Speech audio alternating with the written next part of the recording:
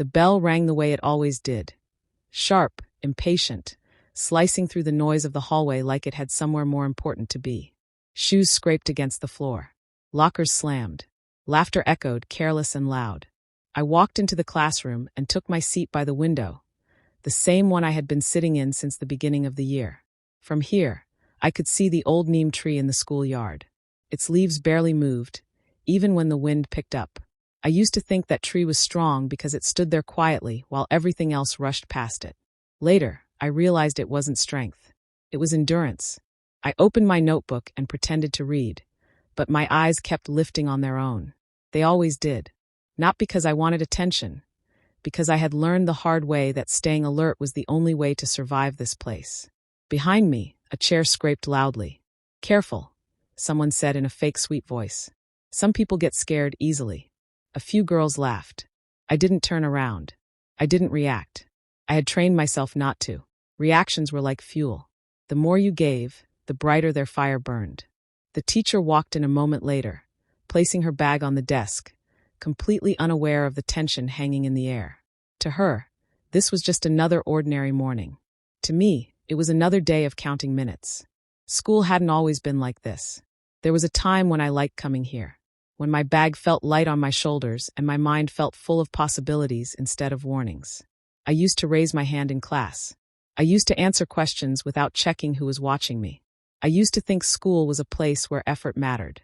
That belief didn't break all at once. It cracked slowly, quietly, the way glass does when you don't notice the first fracture. It started with something small, a presentation. We were told to work in groups of 4. Names were called out, one by one, and groups formed naturally. Friends with friends, laughter already filling the corners. When my group was announced, there was a pause. Not from the teacher, from the students. One girl rolled her eyes. Another whispered something into her friend's ear. I heard my name followed by a soft laugh, the kind meant to pretend innocence. During the presentation, I spoke last. I had prepared the most. I always did. While I was talking, someone coughed loudly. Someone else mimicked my voice under their breath. The teacher didn't hear it, or maybe she chose not to. When it was over, the applause was polite, forced.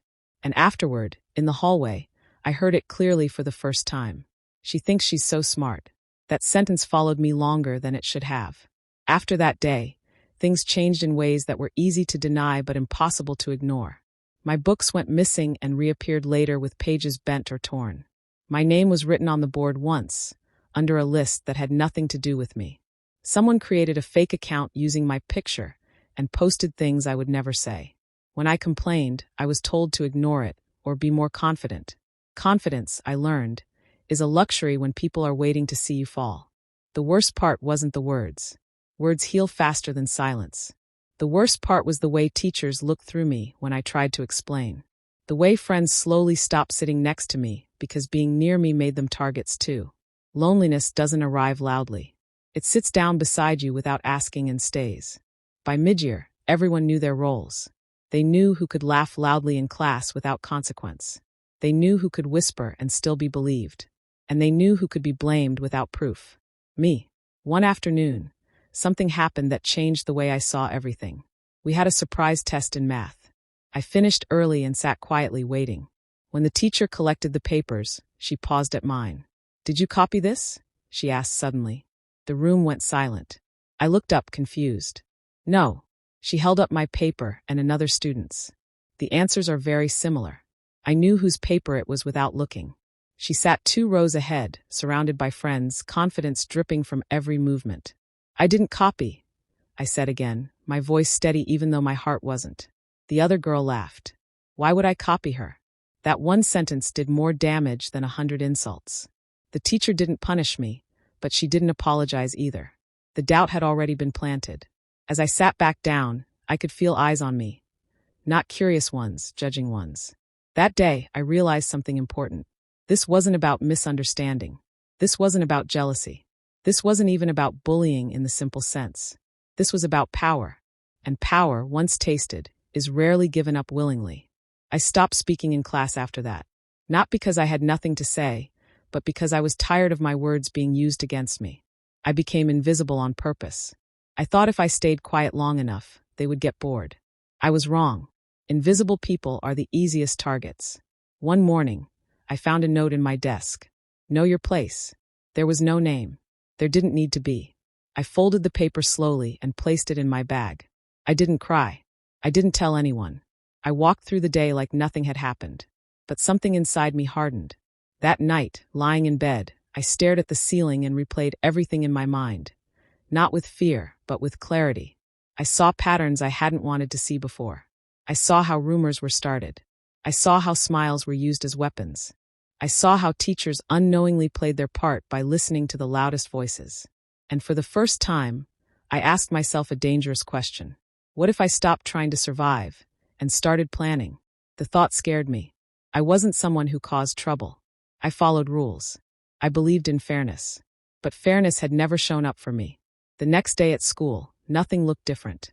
The same halls, the same lockers, the same people. But I was different. I began to observe instead of endure.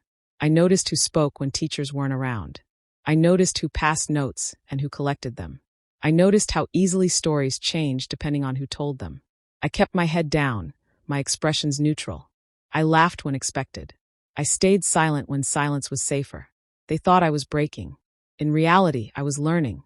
Every system has cracks. Even schools. Especially schools. I learned about attendance records and how easily signatures were trusted. I learned how group leaders were chosen and how recommendations worked. I learned which teachers relied on student feedback and which students controlled that feedback. I didn't rush. Revenge isn't loud when it's real. It's patient. One afternoon, as I sat by the window again, the neem tree caught my eye. Its leaves were still unmoving, just like always.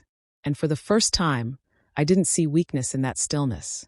I saw strategy. Because trees don't fight storms by running. They survive by standing long enough for the storm to destroy itself. And I decided I would do the same. This was only the beginning.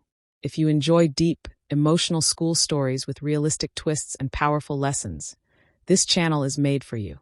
Here, you'll find long-form storytelling that goes beyond surface drama and explores real feelings, hidden struggles, and unforgettable endings.